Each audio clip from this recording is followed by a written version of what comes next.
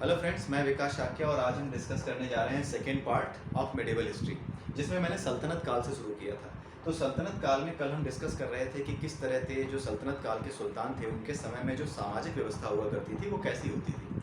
तो आज उसी को जारी रखते हुए हम सल्तनत काल की कुछ और नीतियों के बारे में बात करेंगे, जिसमें हम ये देखेंगे कि सल्तनत काल में जो सुल्तान हुआ करते थे वो दूसरे धर्म के मंदिरों के प्रति, उनके प्रतीकों के प्रति और दूसरे धर्म के लोगों के प्रति किस प्रकार की नीतियाँ रखते थे। ठीक है, तो आइए देखते हैं। सबसे पहले कुव्वतुल इस्लाम को डिस्कस करते हैं। कुव्वतुल इस्लाम क्या है? ये एक मस्जिद है जो कि दिल्ली में जो कुतुब मीनार है उसके पास बनी हुई है। असल में ये कुव्वतुल इस्लाम मस्जिद एक मंदिर हुआ करती थी, जिसे जो कि भगवान विष्णु का मंदिर था। ठीक है, भगवान विष्णु के मंदिर के ऊपर ये कुव्वतुल इस्लाम मस्जिद बनाई गई है। कैसे बनाई गई? जब इस पर अटैक किया गया तो मंदिर को तोड़ा गया, इसके चारों ओर एक घेरा बनाया गया, जो गर्भगृह में जो मूर्ति थी उसे हटाया गया, उसे दबाया गया, चारों ओर घेरा बना करके उस दीवार पर कुरान की आयतें लिखी गई। तो इस प्रकार से जो सुल्तान हुआ करते थे, जो पुराने समय के जो सल्तनत काल के सुल्तान थे, उन्होंने कुव्वतुल इस्लाम मस्जिद का निर्माण किया। तो किसने निर्माण किया, ये आप खोज करके कमेंट करिएगा कि किसने निर्माण किया था इसका, कुव्वतुल इस्लाम का। और इसमें आप देख सकते हैं कि क्या नीति रही थी एक्चुअली इस्लाम को लेकर के। जो सुल्तान हुआ करते थे, जो राजा हुआ करते थे, वो इस्लाम को ही सबसे बड़ा धर्म मानते थे। उनके हिसाब से इस्लाम के अलावा दूसरा कोई धर्म हो ही नहीं सकता, दूसरा जो कुछ भी है वो कुछ है ही नहीं। ये उनकी सोच हुआ करती थी उस समय के सुल्तानों की। अभी भी कुछ लोग हैं ऐसे, तो होता है, तो रहते हैं दुनिया में, हर तरह के लोग हैं। कबीरा यह संसार में भांति भांति के लोग, तो वो भी हैं। तो कुछ लोग ये मानते हैं कि जो हमारी आस्था है वही सर्वश्रेष्ठ है। कुछ लोग ये मानते हैं कि जो दूसरा मान रहा है वो बिल्कुल मूर्खतापूर्ण है और ऐसे आदमी को तो नष्ट ही कर देना चाहिए। इस तरह के विचारधारा वाले महान लोग अभी भी हमारे देश में रहते हैं, पूरी दुनिया में रहते हैं। और पूरी दुनिया में जो समस्याएं खड़ी होती हैं धार्मिक उन्माद को लेकर के, ये ऐसे ही महापुरुषों की देन होती है। ठीक है, तो कुव्वतुल इस्लाम मस्जिद जो है, आप याद रखिएगा कि ये भगवान विष्णु का मंदिर था। ठीक है, और दूसरा है काफिर पूजा स्थल को लेकर के क्या पॉलिसीज़ होती थी। जो सुल्तान हुआ करते थे सल्तनत काल के, उनकी क्या स्थिति होती थी काफिरों के पूजा स्थल को लेकर के। काफिर वो जो इस्लाम को नहीं मानता। ठीक है, तो काफिरों की पूजा स्थल की जब बात करते हैं तो उसकी नीतियाँ ये थी कि कोई भी नया मंदिर नहीं बनेगा, कोई भी नया मंदिर नहीं बनाया जाएगा, लेकिन जो पुराने मंदिर बने हुए हैं उसकी मरम्मत की जा सकेगी। पुराने मंदिर की मरम्मत की जा सकेगी, नया मंदिर कोई नहीं बनाएगा। ये अलाउद्दीन खिलजी के समय में भी काफ़ी प्रचलित प्रथा थी मंदिरों को लेकर के। ये प्रथा नहीं, पॉलिसी, जो पॉलिसी थी मंदिरों को लेकर के, काफिरों के पूजा स्थल को लेकर के, वो ऐसी ही कुछ थी। ठीक है, तो काफिर यहाँ पर भी वही चीज़ आ जाती है कि इस्लाम को वो सबसे ज़्यादा महत्व देते थे, दूसरे धर्मों को महत्व क्या, वो एक राजनीतिक स्थिति ऐसी होती थी। अन्यथा जिस तरह की चीज़ें वो करते थे, कई बार ऐसा लगता था कि हाँ वो, या कई बार उन्होंने ऐसा किया कि हाँ, हमले करने के बाद अगर आपने धर्म कबूल नहीं किया, धर्म बदला नहीं, तो आपको मार दिया जाएगा, और जिन्होंने कबूल लिया उन्हें छोड़ दिया गया। इस तरह की बहुत सी हरकतें, इस तरह के बहुत से महान कार्य उस समय हुए। तो काफिरों के पूजा स्थल को लेकर के भी इसी तरह की उनकी वो थी, नीतियाँ थी। और काफिर पूजा स्थल को जब वो नष्ट करते थे तो उसका जो कच्चा माल निकलता था, जो ईंटें हैं, गारा है, जो कुछ भी है, उसका इस्तेमाल करके वो मस्जिद का निर्माण किया करते थे। ठीक है, कितना बढ़िया है। ठीक है, तीसरा क्या है, इस्लामिक निंदा। इस्लामिक निंदा को लेकर के फिर वही बात आती है कि ये जो धार्मिक मामले थे सल्तनत काल के सुल्तानों के, तो सल्तनत काल के जो सुल्तान थे, जिनको ये कहा जाता था कि वो किस धर्म को या किस आस्था को पूरी तरीके से मानते हैं, तो वो इस्लामिक आस्था थी। और उस इस्लामिक आस्था में इस्लाम की निंदा की कोई जगह नहीं थी। ठीक है, और फिरोज शाह तुगलक के समय की एक बहुत बड़ी घटना है, जिसमें हुआ ये था कि एक ब्राह्मण था जो कि बाजार में कहीं खड़ा था और किसी ने उससे कोई प्रश्न पूछा होगा, किसी दार्शनिक विषय पर वाद विवाद हो रहा होगा, तो उसने अपने हिंदू या सनातन धर्म का ही होगा ब्राह्मण, तो उसने अपने सनातन धर्म की बातें बतानी शुरू की, कुछ बातें कहनी शुरू की। और फिरोज शाह तुगलक उस समय वहाँ से गुजर रहा था, उसका काफिला, उसे पता चला कि एक ब्राह्मण जो है वो ऐसा कर रहा है कि वो उपदेश दे रहा है। तो फिरोज शाह तुगलक ने कहा कि ये तो इस्लाम में है ही नहीं कि हाँ कोई दूसरे धर्म का व्यक्ति इस तरह के उपदेश दे सके। ठीक है, इस्लाम में केवल और केवल इस्लाम की ही प्रचार की अनुमति दी गई है और किसी चीज़ के प्रचार की अनुमति नहीं दी गई है। तो इस चीज़ का अब वहाँ पे क्या लिखा हो और जो तुगलक था उसने क्या अर्थ निकाला हो, फिरोज तुगलक ने, और बाकी विद्वान क्या अर्थ निकालते हों, ऐसा कोई ज़रूरी नहीं है कि जो लिखा हो वही सच हो, मतलब वही ये मतलब निकालते हो सकता है कि कहने का अर्थ कुछ और हो, लेकिन फिरोज़ तुगलक के अनुसार, इस्लाम के अनुसार, जो ब्राह्मण उपदेश दे रहा था उसको उपदेश देने का कोई अधिकार नहीं है, क्योंकि वो दूसरे धर्म का व्यक्ति था। ठीक है, इस वजह से उसको जिंदा ही जला दिया था फिरोज़ तुगलक ने। ठीक है, और ऐसा करके उसने बहुत महान काम कर दिया। ठीक है, बहुत ही महान काम कर दिया, शर्म आनी चाहिए, ऐसा काम नहीं करना चाहिए था उसको। ये एक विभत्स और निंदनीय कार्य था, जिसकी निंदा उस समय के इतिहासकारों ने भी की है कि हाँ, इस तरह की जो इसने हरकत की है। जियाउद्दीन बर्नी ने भी इस बारे में कहा है कि हाँ, ये चीज़ सही नहीं की थी सुल्तान ने, ऐसा नहीं करना चाहिए था। इस तरह की कट्टरता न जाने क्यों उसने उस समय अपना ली। ठीक है, तो इसकी निंदा भी हुई थी। उसके बाद आते हैं निज़ामुद्दीन औलिया। निज़ामुद्दीन औलिया के बारे में एक फेमस कोट है।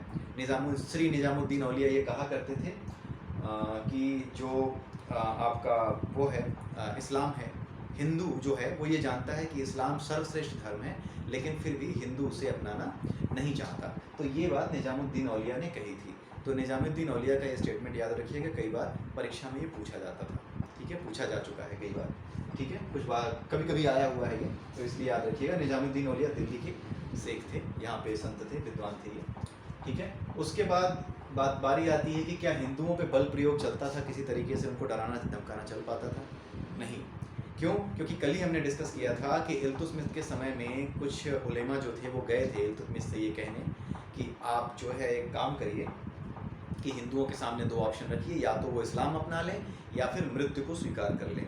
ठीक है, लेकिन जो इल्तुतमिश के जो मंत्री थे उन्होंने क्या कहा? उन्होंने ये कहा कि ये जो है कदम हमारे लिए सही नहीं होगा। क्यों? क्योंकि हिंदुस्तान के अंदर मुसलमान दाल में सिर्फ एक नमक के बराबर हैं।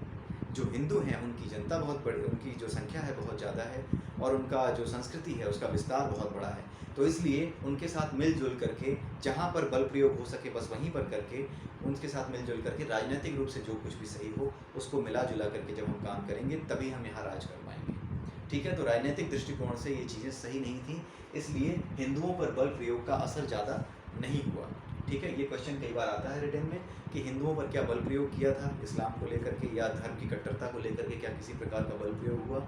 तो इसका कारण यही है कि बल प्रयोग के बारे में जब आप बताएं तो ऐसा नहीं कि हाँ वो बहुत ही लिबरल थे या कुछ ऐसे थे, या कोई भी राजा इस तरह का था कि हाँ वो माफ़ कर देता। राजा की कोई भी नीति या राजा की कोई भी जो पॉलिसी होती है वो वर्तमान परिस्थितियों को देखकर ही निर्धारित होती है। कल तक जो दुश्मन था कई बार वो दोस्त बन जाता है, ये तो बताने की ज़रूरत ही नहीं है। आप अपने देश में ही देख सकते हैं कि कल तक जो हाथ नहीं मिलाते थे, एक दूसरे की शक्ल नहीं देखना चाहते थे, किसी एक पार्टी को, किसी एक नेता को हराने के लिए वो गठबंधन कर लेते हैं। तो राजनीति हमेशा से ऐसी ही रही है, इसका चरित्र ऐसा ही रहा है। तो वर्तमान परिस्थितियों को देख कर ही इसके निर्णय लिए जाते हैं।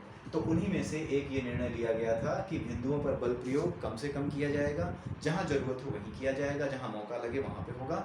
लेकिन उस बल प्रयोग ना करने का कारण ये ज़्यादा था राजनीतिक स्थिति, और कोई कारण इसका बड़ा नहीं था। कि क्यों इतना बड़ा, कोई बड़ा कारण था क्या कि वो लिबरल थे या कुछ ऐसा था?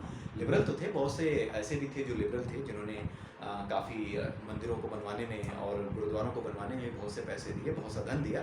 लेकिन जब शुरुआत हुई, जब इस तरह की चीज़ें आई कि हाँ इस्लाम ही सबसे बड़ा धर्म होगा, कुछ सुल्तान ऐसे थे जिनके लिए इस्लाम ही सबसे बड़ी चीज़ थी, उन्होंने इस्लाम को ही अपना वो माना और बाकी विद्वानों को वो नहीं देते। जैसे फिरोज़ तुगलक था, उसने तो एक ब्राह्मण को जला दिया था, लेकिन उसका जो चचेरा भाई था, जो उसका नाम था मोहम्मद बिन तुगलक, वो सभी लोगों से बात करता था, उसकी सभी लोगों के साथ दोस्ती थी, सभी धर्मों को समान आदर देने की कोशिश करता था, सबके साथ वाद विवाद और सबके साथ विचार विमर्श करता था, सबको अपनी बात रखने का मौका देता था। लेकिन कुछ ऐसे होते थे, हर जगह होते हैं, तो उन्हीं में से एक जो है फिरोज़ तुगलक था, जिसने इस तरह की चीज़ें की थी। और ये चीज़ कि हिंदुओं पर बल प्रयोग कम से कम किया जाएगा, वो ये समझ चुके थे कि अगर हिंदुस्तान में राज करना है तो यहाँ की जो सबसे बड़ी जनता है उसको अपने साथ लेकर चलना होगा। ठीक है, अगला आता है धर्मांतरण भी हुआ करते थे, लेकिन धर्मांतरण जो हुआ करते थे उसमें कई बार तो ऐसा होता था कि युद्ध के समय ही कुछ सुल्तान ऐसे होते थे जो ऐसी पॉलिसी लेके चलते थे कि जो इस्लाम को स्वीकार कर ले उसे माफ़ कर दो। ठीक है, ऐसा जो है वो मानते थे, और इस तरह की मान्यता है भी कि अगर कोई इस्लाम को स्वीकार कर लेता है तो उसे माफ़ कर दिया जाएगा। ठीक है, चाहे वो दुश्मन हो, शरण में आ जाए इस्लाम की तो माफ़ कर दिया जाएगा। तो धर्मांतरण का कई बार कारण युद्ध के समय भी होता था, लेकिन उससे ही बड़ा कारण होता था अपनी जो सामाजिक आर्थिक स्थिति को देखते हुए अपने जो सामाजिक स्थिति है उसको सुधारने के प्रयास से कई बार धर्मांतरण होते थे। तो धर्मांतरण के लिए कई बार ऐसे संकेत मिले हैं कि कुछ लालच भी दिए जाते थे कि हाँ अगर आप कर लेते हो तो ये मिलेगा। तो वो किसी एक रिलीजन से नहीं, कई रिलीजन से संबंधित हैं। उसमें केवल इस्लाम या सिखिज़म, इस्लाम या ईसाईज़म नहीं आता, क्रिश्चियनिज़म नहीं आता। हर कोई इस तरह के प्रयास करता था, ठीक है। तो ये जो धर्मांतरण का कारण था वो सामाजिक आर्थिक स्थिति को लेकर के अपने आप को सुदृढ़ करने की वजह से ज़्यादा होते थे। साथ में युद्ध के समय में भी होते थे। ऐसा नहीं है कि युद्ध के समय नहीं होते थे, युद्ध के समय में भी जोर बनाया जाता था कि चेंज कर लो अपना धर्म, नहीं तो मार देंगे, ठीक है। उसके बाद हम एक वर्ड है खिलअत। ये क्या होता है? ये सामाजिक व्यवस्था से रिलेटेड नहीं है, ये केवल उस समय एक प्रचलित कपड़ा था।